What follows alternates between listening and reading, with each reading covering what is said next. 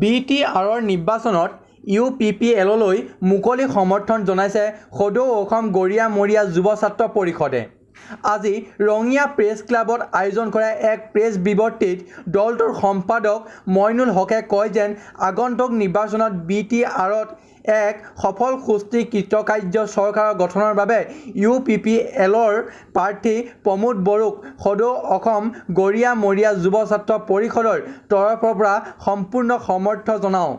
BTRৰ পৰিষদীয় নিৰ্বাচনত UPPL দললৈ আমি সদৌ অসম গৰিয়া মৰিয়া যুৱ ছাত্ৰ পৰিষদে মুকলি সমৰ্থন জনাইছোঁ। আমি বিগত লোকসভা নিৰ্বাচনতে আমি UPPL দলক সমৰ্থন জনাইছিলোঁ আৰু বিগত এবছৰ ধৰি UPPL দলৰ হৈ আমাৰ বিশেষকৈ বাক্সা আৰু ওদালগুৰি জিলাৰ আমাৰ বিষয়ববীয়াসকলে কাম কৰি আছে আৰু UPPL দলে আমাৰ যিখিনি মূল সমস্যা আমাৰ জনগোষ্ঠীৰ যে আমাৰ জনগোষ্ঠীটো আপোনালোকে জানে অসম বিধানসভাতো এজন সদস্য নাই, লোকসভা ৰাজ্যসভা ক'তো আমাৰ সদস্য নাই। বিগত 15টা বছৰতো বা BTADত আমাৰ জনগোষ্ঠীৰ 1% উন্নয়ন হোৱা নাই। আপোনালোক মই বেছি গাঁৱৰ কথা নকওঁ, 3খন গাঁৱৰ আপোনালোক মই উদাহৰণ দিব বিচাৰোঁ যে বাগানপাৰা পৰিষদীয় সমষ্টিৰ গড় ভিতৰ গাঁৱৰ ৰাস্তা পদূলি আপোনালোকে খবৰ ল'ব।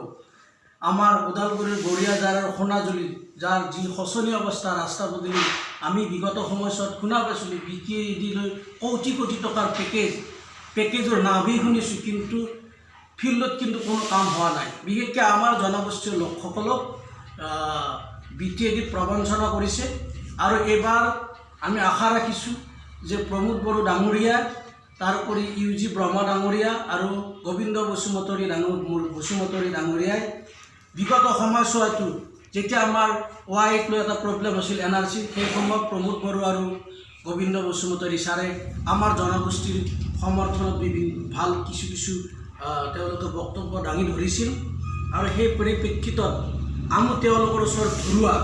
সেইকাৰণে আমি গৰিয়া মৰিয়া যুৱ ছাত্ৰ পৰিষদে অনাগত BTRৰ পৰিষদীয় নিৰ্বাচনত আমি মুকলি সমৰ্থন জনাইছোঁ আৰু তেওঁলোকে আমাক প্ৰতিশ্ৰুতি দিছে যে ৰাজ্যপাল মহোদয়ৰ জৰিয়তে গৰিয়া জনগোষ্ঠীৰ এজন প্ৰতিনিধিক মনোনীত কৰি কাৰ্যবাহী সদস্য হিচাপে তেওঁলোকে নিযুক্তি দিব। ৰঙিয়াৰ পৰা কামাল আহমেদৰ প্ৰতিবেদন নৰ্থ ইষ্ট টাইম।